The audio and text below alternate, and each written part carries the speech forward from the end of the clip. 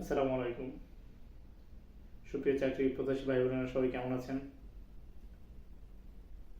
Video আপলোডের ধারাবাহিকতায় আজকে আমরা আজকে আমরা আসছি গণিতের শতকরা গণিতের লাভ ক্ষতি টপিকসটা নিয়ে। লাভ ক্ষতি টপিকসে অনেকগুলো অঙ্ক থাকে, আমাদের এমসিকিউতে থাকে, রিটার্নে থাকে। প্রত্যেকটা অঙ্কই হচ্ছে আমরা ভালোভাবে দেখানোর চেষ্টা করব। আপনারা চেষ্টা করবেন অঙ্কগুলো বোঝার। তাহলে আমরা অঙ্ক চলে যাই। আমাদের প্রথম অঙ্কে কি বলছে আমরা একটু দেখি। একটি দ্রব্য 380 টাকায় বিক্রি করায় 20 টাকা ক্ষতি হয়, শতকরা হার কত? তাহলে আমরা দেখি 380 টাকায় বিক্রি করায় 20 টাকা ক্ষতি হয়েছে। তাহলে আমাকে চিন্তা করতে হবে, তাহলে 380 টাকা যদি 380 টাকায় বিক্রি করছি, তাদের 20 টাকা ক্ষতি হয়েছে, তাহলে ক্রয় মূল্য কত? তাহলে 380 টাকায় যদি বিক্রি করায় 20 টাকা ক্ষতি হয়, তাহলে ক্রয় মূল্য আমার কত হবে? তাহলে আমি লিখতে পারি 20 টাকা ক্ষতিতে ক্রয় মূল্য 20 টাকা। তাহলে আমার 20 টাকা কম, মানে আমি যে টাকায় কিনছি তাতে 20 টাকা কম বিক্রি করছি। তাহলে আমার 380 যোগ 20, তাহলে আমার ক্রয় মূল্য বের হয়ে যাবে 400 টাকা। 380 টাকায় 20 টাকা ক্ষতি হয়েছে, আর ক্ষতির শতকরা হার কত? তাহলে সব সময় লাভ এবং ক্ষতি আমরা বের করব ক্রয় মূল্যের উপরে। তাহলে আমাদের ক্রয় মূল্য কত দেওয়া আছে? 400 টাকা। তাহলে 400 টাকায় ক্ষতি হয় 20 টাকা, তাই 1 টাকায় ক্ষতি হয় 20/400। যেহেতু শতকরা হার বলছে, শতকরা হার বলে 100, এখানে 100 টাকা লিখব আমরা। তাহলে 20 গুণন 100 তে 400, 4 বার 4 5 20 টাকা, এখানে 5 টাকা। তাহলে আমরা 5 টাকা লিখব না, লিখব যে ক্ষতির শতকরা হার 5%। শতকরা হার বললে এটা কথাটা টাকা লিখে দেওয়া যাবে না, এটা 5% লিখতে হবে। তাহলে খুবই সিম্পল একটা অঙ্ক। যেহেতু 380 টাকায় বিক্রি করছে, 380 টাকায় বিক্রি করে তার 20 টাকা ক্ষতি হয়েছে, তাহলে তার ক্রয় মূল্য কত ছিল? আগে আমার ক্রয় মূল্য বের করতে হবে। ক্রয় মূল্য বিক্রয় মূল্য ছাড়া তো আমি ক্ষতি নির্ণয় করতে পারবো না। তাহলে আমি 20 টাকায় ক্ষতিতে ক্রয় মূল্য কত হবে? 380 যোগ 20, 400 টাকা। তাহলে আমি দেখবো কি 400 টাকায় ক্ষতি হয় 20 টাকা, 1 টাকায় ক্ষতি হয় কত? 20/400। শতকরা হার বলার কারণে 100 টাকায় ক্ষতি হয়, এত 20 গুণ 100, 400। 100 400 ভিতরে যায় 4 বার, 4 20 মধ্যে 5 বার, তাহলে 5%। তাহলে শতকরা ক্ষতির হার 5%, উত্তর 5%। ক্লিয়ার? তারপর আসি 2 নম্বর। আসি আমরা 2 নম্বর অঙ্কে। 2 নম্বর অঙ্কে কি বলছে? 90 টাকা ক্রয় মূল্য হলে কত টাকা 90 টাকা ক্রয় মূল্য হলে কত টাকা লাভ বা ক্ষতি হবে যদি বিক্রয় মূল্য 99 হয়? শতকরা লাভ বা ক্ষতির হার কত? তাহলে আমরা তো অবশ্যই বুঝতে পারতেছি যে এখানে ক্রয় মূল্য ছিল 90, বিক্রয় মূল্য ছিল 99। তাহলে অবশ্যই কি হয়েছে, আমার বিক্রয় যেহেতু বেশি হয়েছে তাহলে লাভ হয়েছে। তাহলে আমরা জানি কি? আমরা জানি লাভ সমান সমান কি? বিক্রয় মূল্য বিয়োগ ক্রয় মূল্য।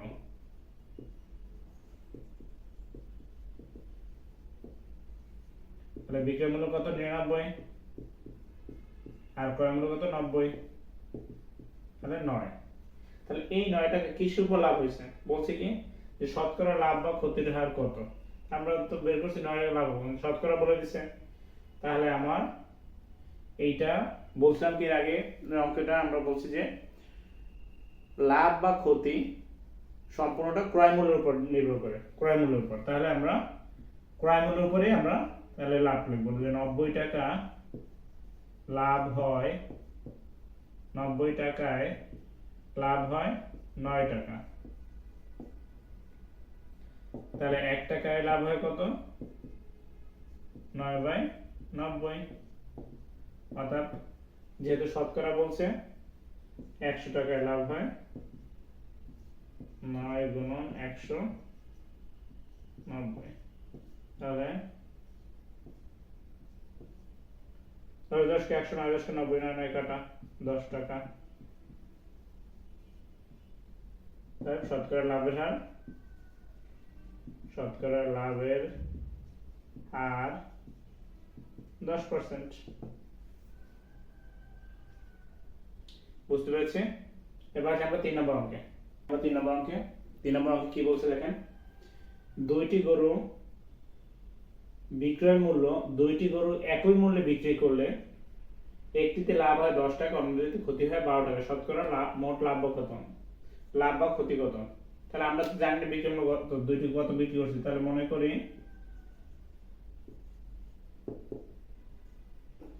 এক একটি গরুর বিক্রয় মূল্য 100 টাকা। তাহলে দুইটা গরুর বিক্রয় মূল্য কত হবে? দুইটি গরুর বিক্রয় মূল্য 100 গুণন 2, 200 টাকা। এটা বের করলাম। বলছে একটিতে লাভ হয় 10 টাকা, অন্যটিতে ক্ষতি হয় 12 টাকা। তাহলে বিক্রয় মূল্য তো পাইছি, ক্রয় মূল্য তো পাইনি। তাহলে লিখি একটি, আমরা প্রথমটি লিখতে পারি এটাতে, যে প্রথমটি ক্রয় মূল্য, তাহলে আমি তো প্রথমটা 100 টাকা বিক্রি করছি, তাহলে লাভ করছি কয় টাকা? 10 টাকা। তার মানে 100 থেকে, তাহলে আমি ক্রয় মূল্য বের করব কেমনে? 100 বিয়োগ 10, 90 টাকা। তাহলে 90 টাকা আমার প্রথমটা ক্রয় মূল্য ছিল, বিক্রি করছি 100 টাকা, আমার 10 টাকা লাভ হয়েছে। ওকে, তাই দ্বিতীয়টির ক্রয় মূল্য, দ্বিতীয়টির ক্ষেত্রে কি বলছে? অন্যটিতে 12 টাকা ক্ষতি হয়। 100 টাকা বিক্রি করছি, তারপরও আমার 12 টাকা ক্ষতি হয়েছে। তাহলে অন্যটিতে ক্ষতি হয়েছে, তাহলে আমার ক্রয় মূল্য ছিল 12, অন্যটিতে ক্ষতি হয় 12 টাকা, তাই অন্যটিতে ক্ষতি হয় 12 টাকা। তাহলে আমার দ্বিতীয়টির ক্রয় মূল্য কত হবে? 90 যোগ 12। তাহলে তো আমার ক্রয় মূল্য বের করতে পারবো না। তো 90 যোগ 12 কত হবে? 102 টাকা।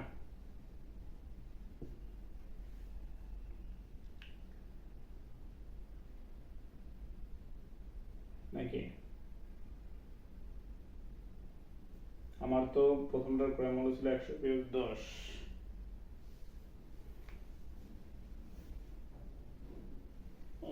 সরি ভুল হয়েছে। আচ্ছা ওকে, আচ্ছা প্রথমটির ক্রয় মূল্য 100 বিয়োগ 10, 90, আর দ্বিতীয়টির ক্রয় মূল্য কত হবে? তাহলে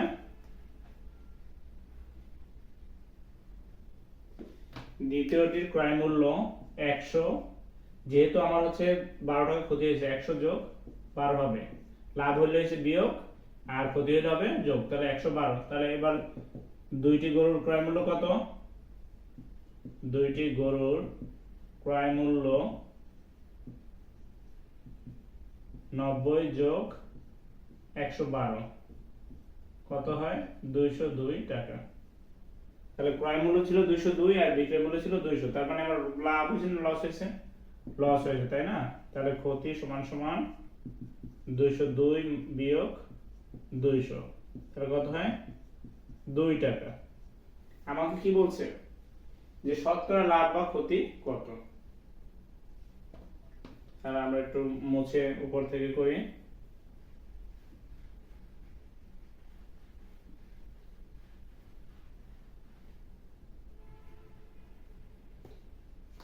তাহলে আমার তো ক্রয় মূল্য করে তো আমরা লাভ করতে পারবো। 200 টাকায় ক্ষতি হয় 2 টাকা, 1 টাকায় ক্ষতি হয় কত? 2/200। তাহলে শতকরা বললে 100 টাকায় ক্ষতি হয় কত? 2 গুণ 100 নিচে 200, 2 তৈরি করে 1 টাকা। তাহলে উত্তর কত হবে আমার?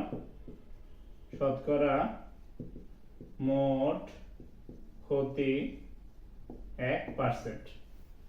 বুঝতে পেরেছি? মানে এখানে শুধু ওই যে আপনার ক্রয় মূল্য, আপনার বিক্রয় মূল্য, যখন আপনার বিক্রয় মূল্য তো আমরা 100 করে ধরেছি, ক্রয় মূল্য যখন আমরা বের করব, যখন হচ্ছে লাভ হবে তাহলে আমার কি হবে, ওই বিক্রয় মূল্য থেকে ওই বিক্রয় মূল্য থেকে 10 মাইনাস হবে, আর যখন ক্ষতি হবে তাহলে বিক্রয় মূল্যের সাথে এই যে 12 আছে যোগ হবে। এই যে 100 যোগ 12, তাহলে 112 বের হয়েছে। তারপর দুইটা করে মূল্য 90 যোগ 112 202, তারপর ক্ষতি 202 মাইনাস 200 2 টাকা। এরপর আমরা আগের মতোই করে ফেললাম। এরপর আমরা 4 নম্বর অঙ্কে, আমরা 4 নম্বর অঙ্ক কি বলছে, একটি পণ্য 34 টাকায় বিক্রি করায় 2% ক্ষতি হয়, পণ্যটির ক্রয় মূল্য কত? তাহলে আমরা এভাবে লিখতে পারি, উত্তর 2% ক্ষতিতে বিক্রয় মূল্য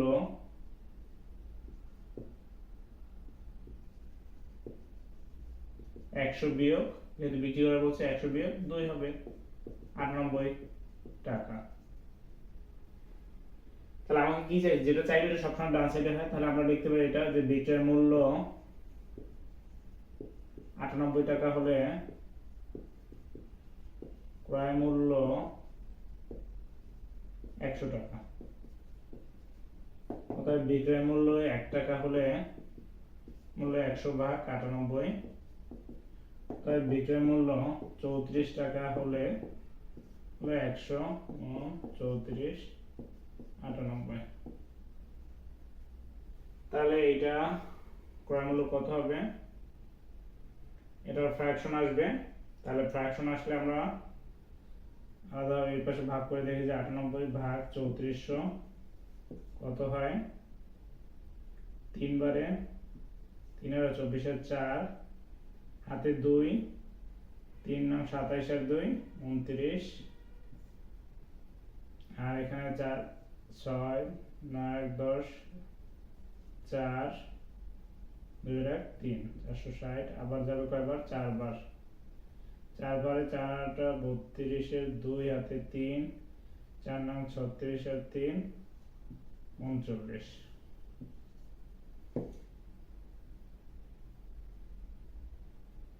দশ 6, তার মানে 34.5 এর পরে সামথিং, 6 এর পরে সামথিং কিছু হতে পারে। তাহলে আমরা এখানে 34.6 দিয়ে বা 35 টাকা দিয়ে দিতে পারি, বা আমরা ফ্র্যাকশনটাও রাখতে পারি। তাহলে বলছি 15, যেহেতু 15টি ক্রয় মূল্য চাইছে, তাহলে আমরা রাউন্ড ফিগার দিয়ে দেওয়া যায়, বা আমরা যদি ফ্র্যাকশন রাখি তাতে সমস্যা নেই। যেটা যদি অপশনে আমার হচ্ছে ফ্র্যাকশন থাকে তাহলে ফ্র্যাকশন দিব, আর না হলে আমি এটা দিব, 15টি ক্রয় মূল্য 35 টাকা। ক্লিয়ার? তারপর আমরা 5 নম্বর অঙ্ক, আমরা 5 নম্বর অঙ্কে আসি। 5 নম্বর অঙ্কে কি বলছে, 3600 টাকা করে দুটি চেয়ার বিক্রি করা হয়েছে, একটি 20% লাভে, অন্যটি 20% লোকসানে বিক্রি করা হয়েছে, সব মিলিয়ে কত লোকসান হয়েছে? তাহলে আমরা যেহেতু 20% লাভে বলছে, তাহলে আমরা লিখতে পারি যে 20% লাভে, এটা কি বলছে আপনাকে যে 20% লাভে বিক্রি করতে, তাই না? তাহলে 20% লাভে বিক্রয় মূল্য 100 যোগ 20 120 টাকা, তাই না? প্রত্যেকটা বিক্রি করছে কত করে, 3600 করে, তাই না? তাহলে আমি তো ক্রয় মূল্য একটাও জানি না, তাহলে ক্রয় মূল্য না জানলে আমি লোকসান করতে পারবো না। তাহলে আমি ক্রয় মূল্য বিক্রি করতে হবে, যে বিক্রয় মূল্য 120 টাকা হলে ক্রয় মূল্য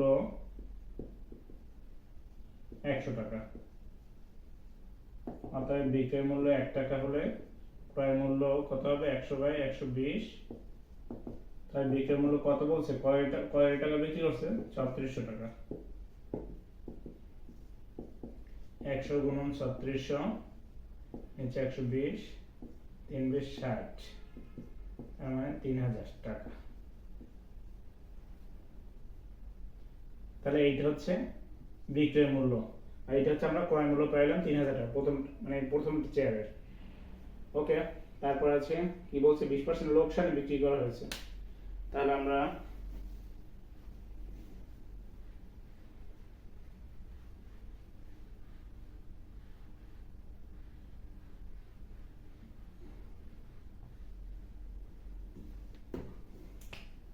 আবার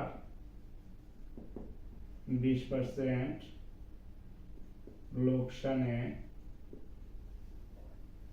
বিক্রয় মূল্য 100 বিয়োগ 20 কত হয় 80 টাকা।